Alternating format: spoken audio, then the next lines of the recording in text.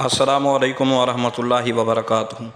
محمد بن قاسم کا پورا نام عماد الدین محمد بن قاسم تھا، جو بنو امیہ کے ایک مشہور سپہ سالار حجاج بن یوسف کے بھتیجے تھے۔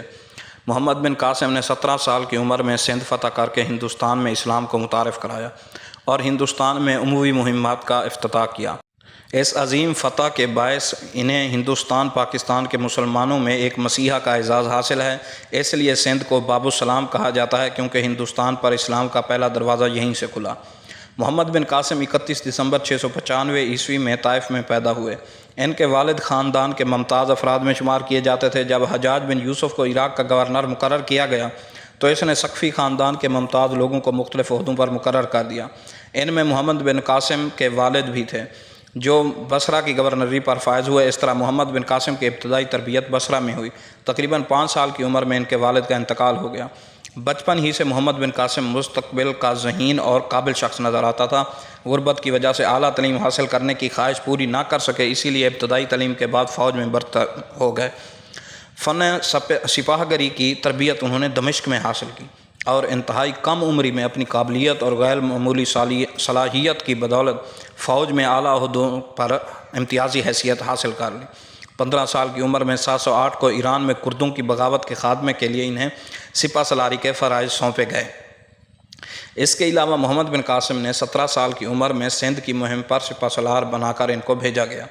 محمد بن قاسم کی فتوحات کا سلسلہ 711 میں شروع ہوا اور 713 تک جاری رہا۔ انہوں نے سندھ کے اہم علاقے فتح کیے اور ملتان کو فتح کر کے سندھ کی فتوحات کا پایہ تکمیل تک پہنچایا، لیکن شمالی ہند کی طرف بڑھنے کی خواہش حالات نے پوری نہ ہونے دی۔ محمد بن قاسم ایک کم عمر نوجوان تھے۔ اس کم عمری میں انہوں نے سندھ کی مہم پر سپہ سالار کی حیثیت سے جو کارنامے انجام دیے، وہ ان کے کردار کی پوری عکاسی کرتے ہیں۔ وہ زبردست جنگی قابلیت اور انتظامی صلاحیتوں کے مالک تھے۔ ان کی صلاحیتوں کے ثبوت کے لیے سندھ کی مہم کی کامیابی کافی ہے۔ ان کے اخلاق و کردار کا اندازہ اس بات سے بھی لگایا جا سکتا ہے کہ ایک غیر قوم ان کی گرویدہ ہو گئی تھی۔ سندھ کی عوام ان سے حد درجہ چاہت کا اظہار کرنے لگے تھے۔ محمد بن قاسم سندھ سے رخصت ہونے لگے تو سارے سندھ نے ان کے جانے پر افسوس کیا۔